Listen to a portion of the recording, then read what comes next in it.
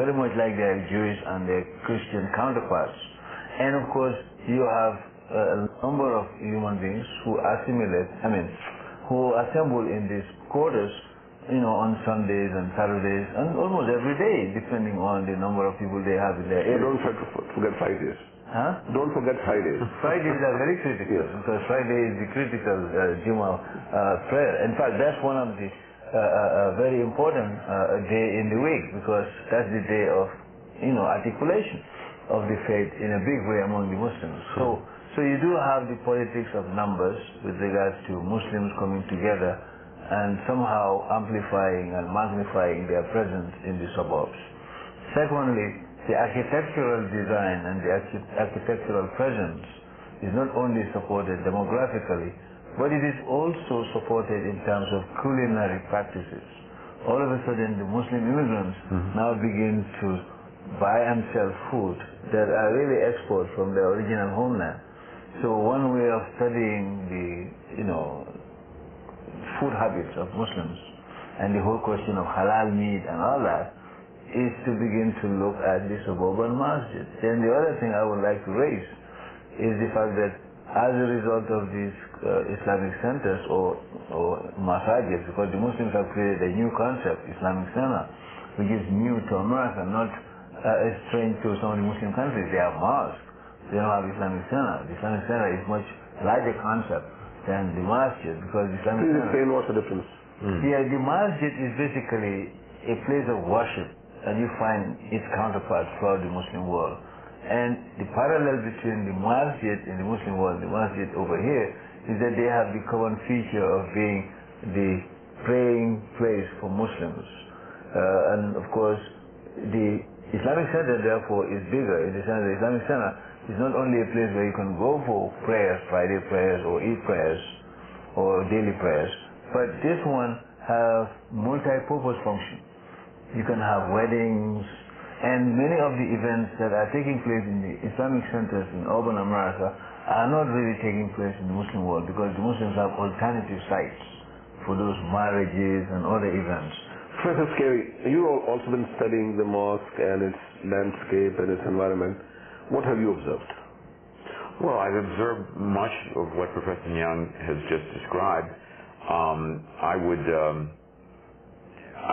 add to it that the multifunction aspect of the Islamic Center in the American context creates lots of opportunities and new challenges for Muslims. One of the challenges is that the imam has responsibilities that imams are not used to having. And since most of the imams in the United States are foreign-born, many of them come here and find themselves charged or burdened with tasks that they're not used to performing, in many cases don't want to perform. Such as? Well, having to hire somebody to put a new roof on the mosque, or having somebody to deal with the grounds around the mosque, or having to... Professor Skerry, that sounds like an imam is somehow a deficient human being who cannot perform a normal task of hiring somebody to put up a roof or do something.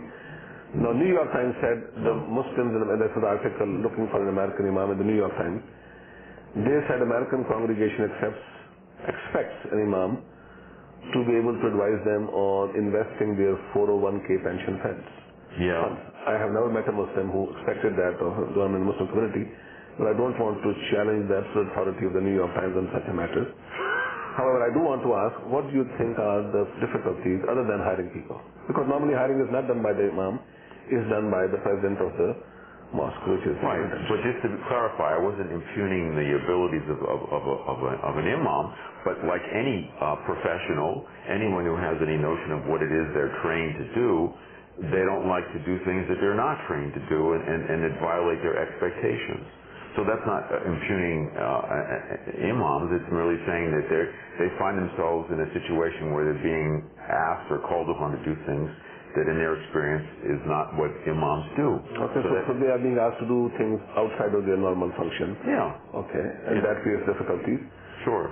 But I guess the other side of this, I mean, if the more positive side of it, I think, is that these Islamic centers in the United States, I think, are good examples of a kind of Tocquevillian dynamic of Americans building their own institutions and learning the lessons that people learn when they build their own institutions, lessons in democracy, lessons in how to deal with the functioning of an organization. That's what Muslims tell me, and that's what I see in mosques and Islamic centers in America. I think that's a very encouraging and positive development. Yes, no, I agree with you.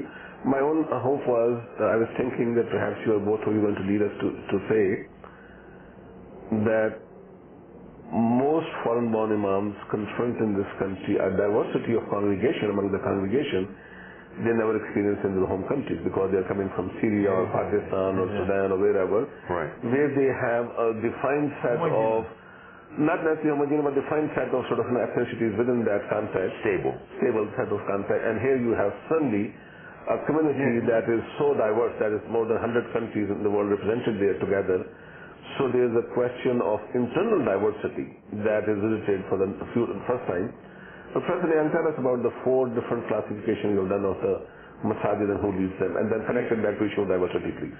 Yeah, I think, when we talk about the masajids, we have to recognize the fact that the whole phenomenon of the imported imam becomes something that is parallel to the Jewish and the Catholic experience. In the sense that as the Muslims start to negotiate their way into American modernity, they have to come up with people who are fluent and articulate locally, to the point that they don't carry the disabilities of being a foreign imam. Now, what is very interesting with regard to the sociology of the masajids, I tend to identify the different kinds of masajids we have. We have the Amir masajid, that is a masajid that is headed by someone who is like he's the prince or the leader of the community. He's a charismatic figure, a charismatic imam. Siraj Wahad comes to light as one particular person who exercised tremendous influence over his congregation, and he is the leader of that community. And there are many other parallels to that. Secondly, we have the board of directors. These are Muslims who have created Islamic centers, very much model like corporate America. And you have, that's why Dr. Agha Saeed was correct in suggesting that you have instances where, when it comes to fixing the roof, that is not the job of an imam, it's the job of the president of the board of directors, because they see the bill. And the imam is really a civil servant, so to speak, or somebody who is hired to do the bidding of the board of directors.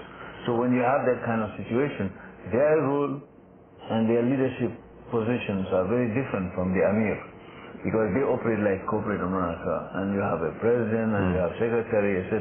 And the imam really is subsidiary to them. Then you have a third group, the surah, the Quranic word, surah that you work in consultation. So you have a group of Muslim families, maybe 50, 100 or more, who come together and they build a mosque. And then, of course, they have someone who is identified as distinguished in terms of his scholarship. He becomes the imam by virtue of his knowledge of the religion. Now, he's different from the imported imam, who was brought in by the board of directors of a particular mosque to cater to a number of interests, prayer leadership, speaking in the local tongue understood by the founding fathers who are the 4th generation immigrants. This imam is appointed by the community through consensus, and he is not an Amir like the first person who becomes the supreme leader of the group, and he has his followers like a charismatic leader. So you have this third model. Then you have what I call the satellite masjids. The satellite masjids are various masajids that are established by people who are identified with the major international or local national